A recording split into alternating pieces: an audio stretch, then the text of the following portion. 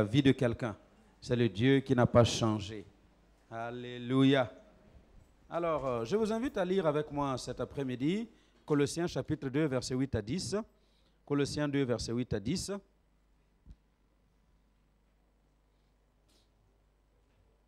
Colossiens 2, 8 à 10.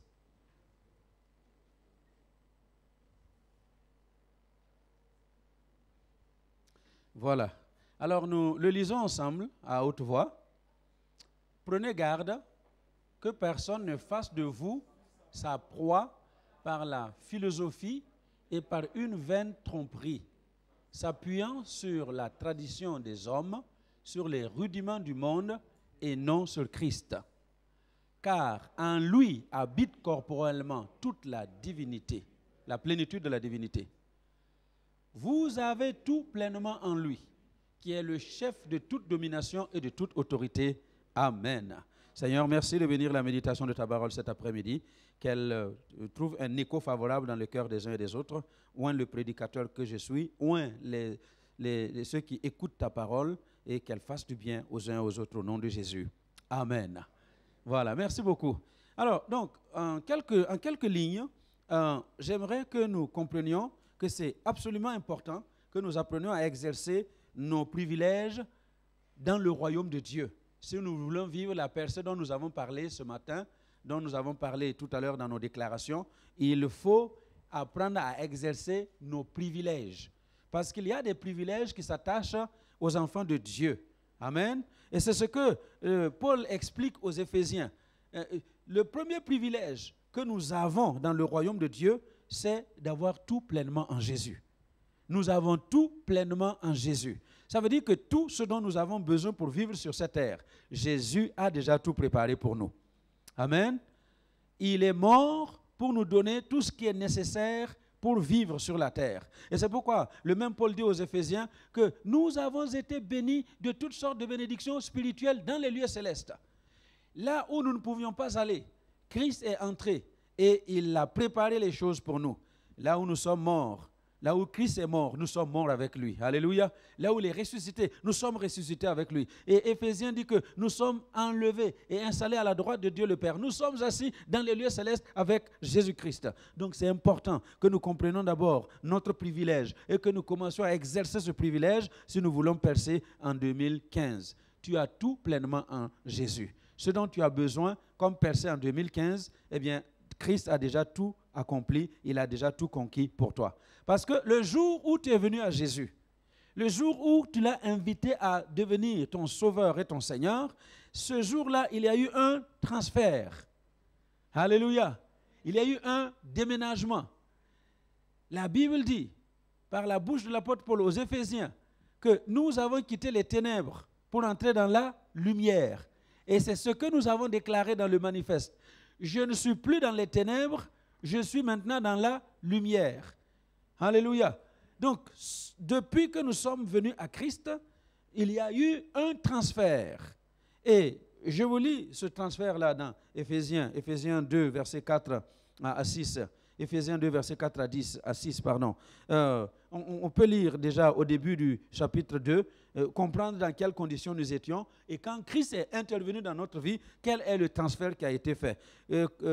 Éphésiens 2, 1, il dit, vous étiez morts par vos offenses et par vos péchés. Voilà ce que nous étions, morts par nos offenses et par les péchés dans lesquels vous marchiez autrefois, selon le train de ce monde, selon le prince de la puissance de l'air, de l'esprit qui agit maintenant dans les fils de la rébellion. Il dit, nous tous aussi nous étions de leur nombre, et nous vivions autrefois selon les convoitises de notre chair, accomplissant les volontés de la chair et de nos pensées, et nous étions par nature des enfants de colère comme les autres. Hein? Au verset 4, mais maintenant, quelque chose va se passer.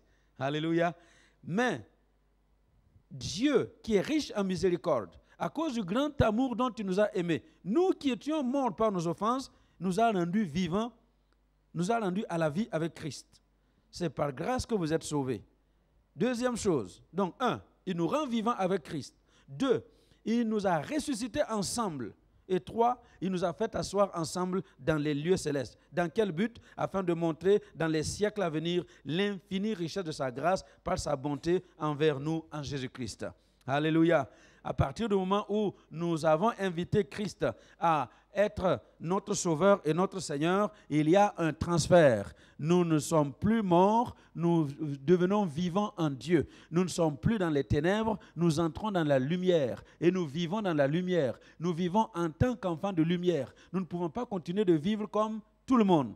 Nous ne pouvons pas nous permettre de parler comme tout le monde. Pourquoi? Galates 2, 20, que quand Christ vit en moi, ce n'est plus moi qui vis, c'est Christ qui vit en moi.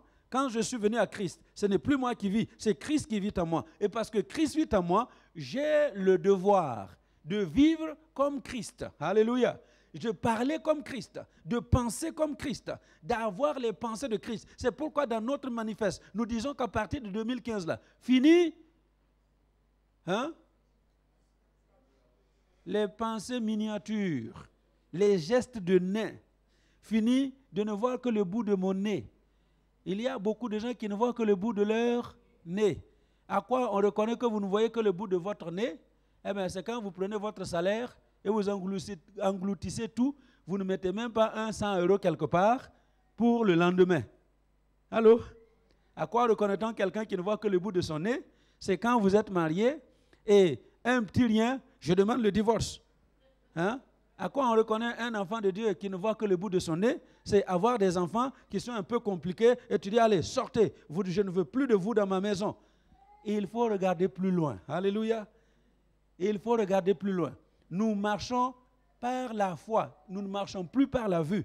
Parce que si nous regardions les choses comme elles sont, eh bien, il y a des raisons d'abandonner, il y a des raisons de fuir. Mais nous ne marchons plus par la vue, nous marchons par la foi au nom du Fils de Dieu. Alléluia. Parce que nous avons foi en Jésus. Que si aujourd'hui les choses ne vont pas bien, elles ne vont pas toujours continuer à ne pas bien aller. Un jour ou l'autre, ça va changer. Alléluia. Si aujourd'hui, je n'ai pas ce que j'attends, eh bien, je ne vais pas continuer à vivre dans cette condition. Un jour ou l'autre, ça va changer. Parce que Dieu est le Dieu qui change les circonstances, qui change les situations et qui nous amène là où nous n'avions même pas rêvé. Et il dit qu'il prend le pauvre de son fumier. Alléluia. Il va ramasser le pauvre du fumier, il le lave avec le sang de Jésus et il le fait asseoir au milieu des grands. Alléluia. Je ne le dirai jamais assez. Moi, comme vous voyez là, je suis né dans un village. Amen. Avec un papa villageois. Une maman villageoise. Il y a eu un seul habitant du village qui avait été à l'école. En ville. Un seul qui avait été à l'école. Personne ne voulait mettre son enfant à l'école. Parce qu'on disait, on appelait l'école Monoprix. Monoprix, c'était un magasin là de l'Afrique coloniale. Vous voyez, Monoprix, c'est un magasin que les Français ouvraient un peu partout. Et tu as les petits délinquants devant le magasin Monoprix qui font les pickpockets et qui volent dans les voitures. Donc, ce que les gens pensaient au village, c'est qu'envoyer son enfant en ville, c'est l'envoyer être à la porte de Monoprix, c'est-à-dire un délinquant, un brigand, et les gens ne voulaient pas amener leurs enfants à l'école. Donc, nous, on a grandi pour apprendre à cultiver la terre. Pas avec des charrues, pas avec comme vous avez ici, là, des tracteurs. Non, c'est avec la houe. Sous le chaud soleil, gratter la terre. Et c'est comme ça. Et tous les enfants apprenaient ça. Alléluia. Et vous savez quoi? La première école qui s'est ouverte au village, c'est appelée une école rurale. Donc, on ouvre des écoles rurales pour apprendre aux paysans à semer en ligne, à utiliser des charrues tirées par des ânes, parce que si on ne leur explique pas, ils ne savent même pas utiliser tout ça. Et on a ouvert pour que les enfants des villageois aillent apprendre comment semer en ligne, comment utiliser une charrue tirée par un âne, au lieu de continuer de gratter la terre. Et c'est comme ça que mon père m'a envoyé là, pour apprendre à être un bon cultivateur. Vous ne saviez pas ça, Voilà. Donc, je suis allé à l'école pour apprendre à être un bon cultivateur. Un bon cultivateur. Et vous savez quoi? J'arrive là, j'étais le plus jeune, j'avais 10 ans. Et j'étais le plus petit. Il y avait des mariés, ils avaient leurs femmes au village, j'avais des enfants, mais eux, ils sont à l'école. Et on devait cultiver. J'étais le plus petit, je n'arrivais pas à cultiver mes portions. Donc les mariés là, ils finissent de cultiver et puis ils prennent ma ligne, ils me rencontrent là au début, là où je suis. Et c'était terrible. Et puis, vous savez, 2 ans après, il y a l'école primaire, donc ce qu'on appelle l'école du blanc. C'est là où on étudie le français. Hein, et on étudie pour aller au lycée. Et si tu as réussi au lycée, tu vas à l'université. 2 ans après, l'école rurale, une école primaire s'est ouverte dans un autre village.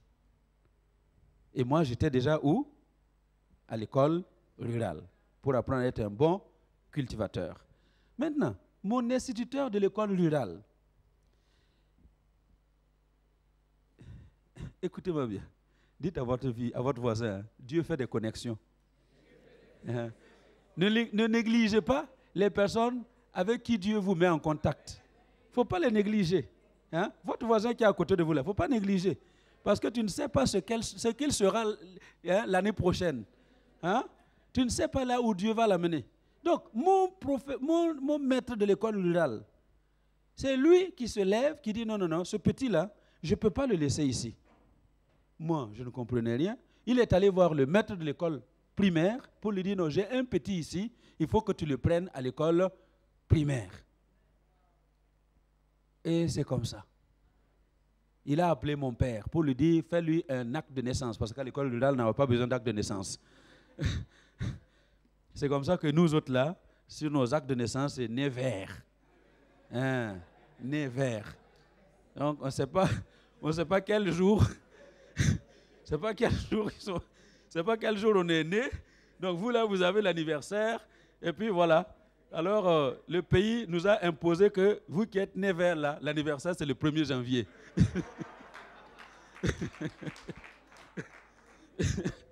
Alléluia. Mais voilà, ce monsieur-là m'amène à l'école primaire.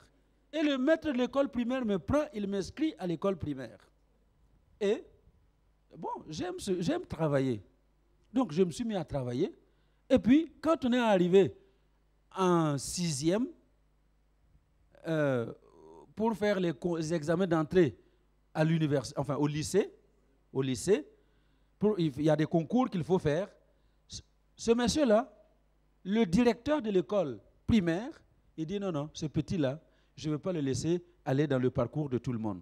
Il y a 2 grands concours en 6e pour ceux qui veulent entrer dans les meilleures écoles au Burkina.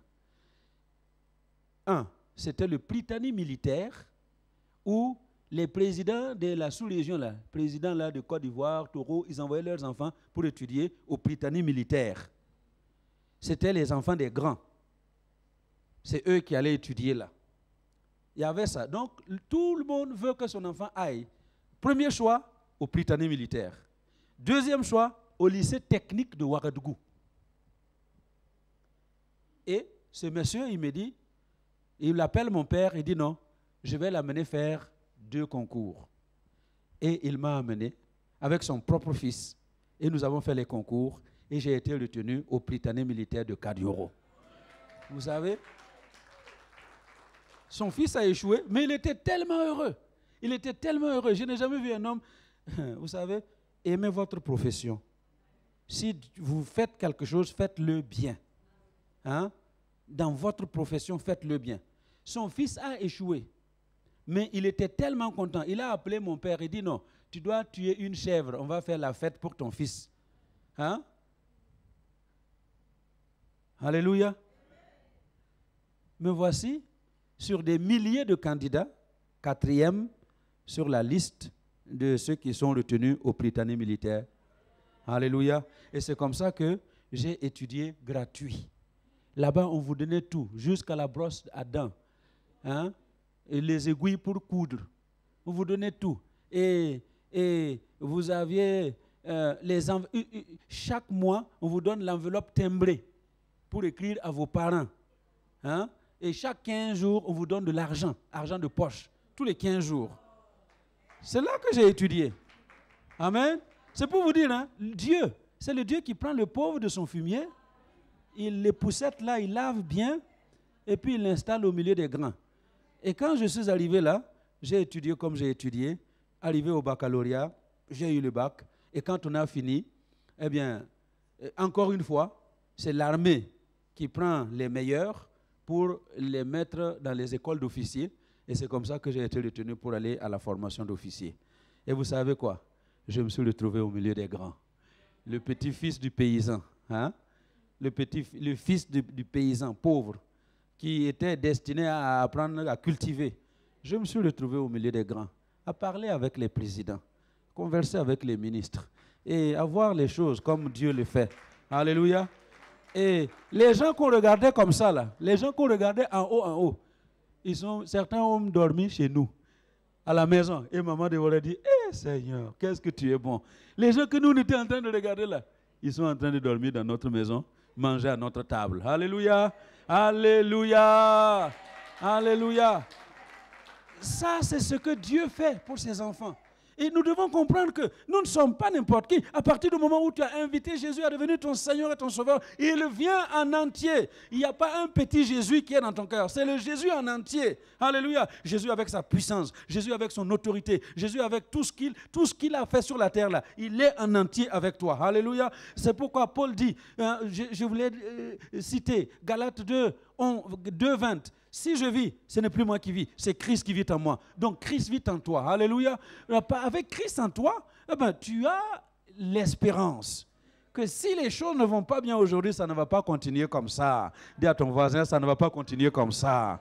Ça va changer. Alléluia. Ça va changer. Il n'y a pas de raison que ça ne change pas. Parce que Christ ne peut pas habiter en toi et te laisser dans cet état-là. C'est ça que nous avons dit avec ma femme. Alléluia. Si le Christ qui est en moi estime que non, je vais dormir sous les ponts, je vais aller dormir sous les ponts avec qui?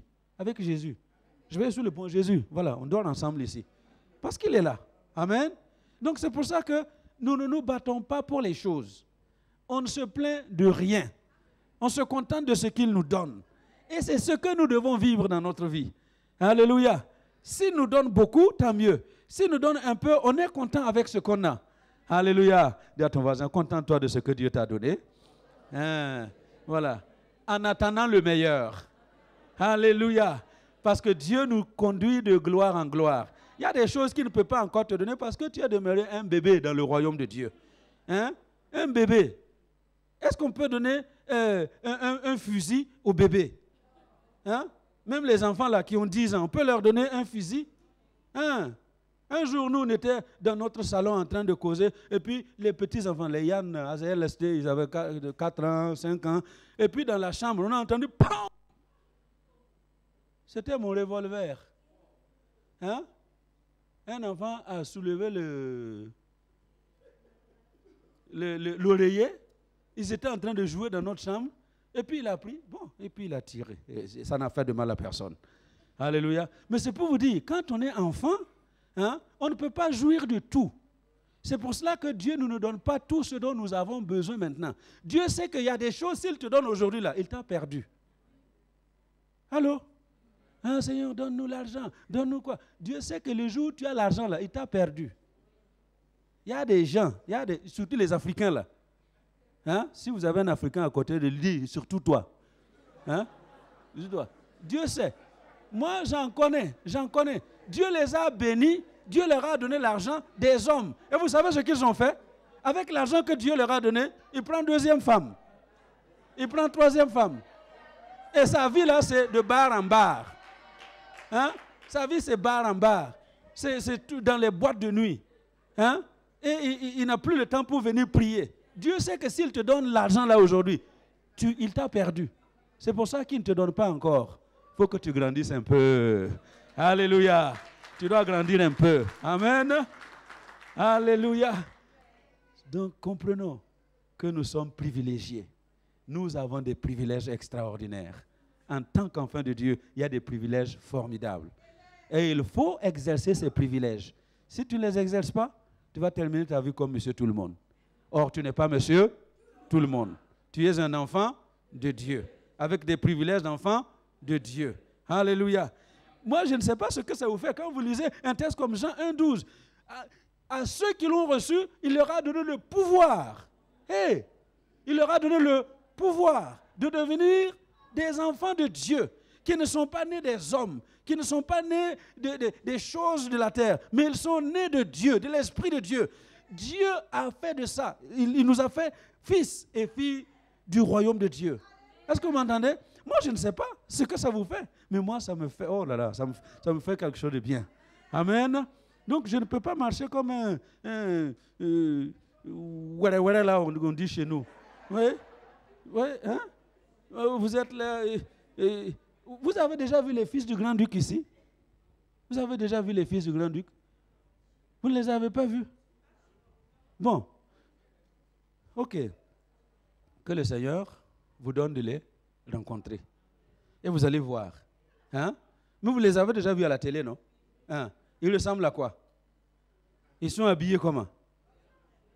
Hein? Ils sont habillés bien. Ils sont coiffés comment? Ils sont coiffés bien. Et puis toi, oui, fils des rois, fils de Dieu, tu es là avec les cheveux, on dirait...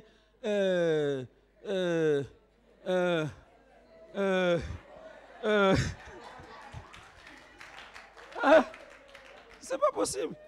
Hein? Dis, fils de Dieu. Hein? Et puis vous portez les pantalons là, et on ne sait pas si c'est pantalon ou c'est quoi. Hein? Est-ce que les fils du grand-duc vont s'habiller comme ça? Non. Habillons-nous comme des fils du roi des rois, des héritiers du royaume de Dieu. Alléluia. Amen. Hein? Ils sont dans les meilleures écoles. Ils étudient bien. Hein? Mais ils étudient bien. Et écoutez-les parler. Ils parlent bien. Parlent bien. Mais nous, on ne veut pas étudier. Hein? On ne veut pas faire beaucoup d'efforts. Et puis, on est les fils du roi des rois. Nous sommes la tête, nous ne sommes pas la queue. Nous sommes devant, on n'est pas derrière. Hey, j'ai dit à mon garçon, je l'ai félicité. Il donnera son témoignage. Alléluia. Hein? Parce qu'il a beaucoup travaillé. Et Dieu l'a béni. Amen. On ne sera pas la tête avec les petits diplômes dans ce pays. Allô? Tu ne seras pas la tête avec ton petit diplôme là. Non, non. Si tu veux être la tête, il faut que tu retournes à l'école, que tu étudies et que tu fasses un vrai diplôme. Amen. On ne sera pas devant avec le petit travail là qu'on a aujourd'hui. Non. Pour que tu puisses percer, il faut que tu investisses et que tu crées ta propre entreprise, ta propre société. Amen. Tu emploies les gens. Alléluia. Et ça va venir. Dis à ton voisin, ça va venir. Ça va venir. Parce que Dieu est un Dieu bon, il est un Dieu juste, il est Dieu qui nous a promis et ce qu'il promet, il nous le donne. Alors, allons exercer nos privilèges du royaume de Dieu pour vivre tout ce que Dieu a prévu pour nous. C'est pourquoi nous avons dit dans notre manifeste, cette année 2015, tout ce que Dieu a prévu pour moi me sera donné. Rien ne sera retenu. Rien. Rien. Donc ne laisse rien être retenu de ce que Dieu a préparé pour toi pendant cette année 2015. Que rien ne soit retenu. Alors il faut travailler à ce que Dieu libère tout ce qu'il a prévu pour vous. Au nom de Jésus. Amen. Alléluia. Gloire à Dieu. Alors je vais faire deux choses. La première chose c'est, vous voyez, Dieu a une puissance en réserve pour chacun d'entre nous. La même puissance qui a ressuscité Jésus d'entre les morts, c'est cette puissance que Dieu a en réserve pour nous. Amen. Et c'est cette puissance qui nous permet de devenir des enfants de Dieu. Ce n'est pas aller à l'église, ce n'est pas la religion qui fait de nous des enfants de Dieu. Hein? Mais c'est une décision personnelle. Mais si quelqu'un au milieu de nous n'a pas encore décidé personnellement à avoir Jésus comme son sauveur, comme son Seigneur, je vais vous donner l'occasion de le faire et puis ensuite je vais prier pour vous. Amen. Est-ce qu'on s'est compris? Voilà. Si vous avez été seulement religieux, la religion ne vous amènera pas au ciel. Amen. La religion ne vous amènera pas au ciel. C'est la relation avec Jésus qui va nous amener au ciel. Si quelqu'un veut le faire, levez votre main, je vais prier pour vous avant de passer à autre chose. Eh bien voilà, si tout le monde est disciple de Jésus, qui brûle les ponts derrière parce que je ne veux plus retourner en arrière, vous avez vu dans le manifeste, j'ai brûlé les ponts. Ça veut dire que je ne retournerai pas en arrière.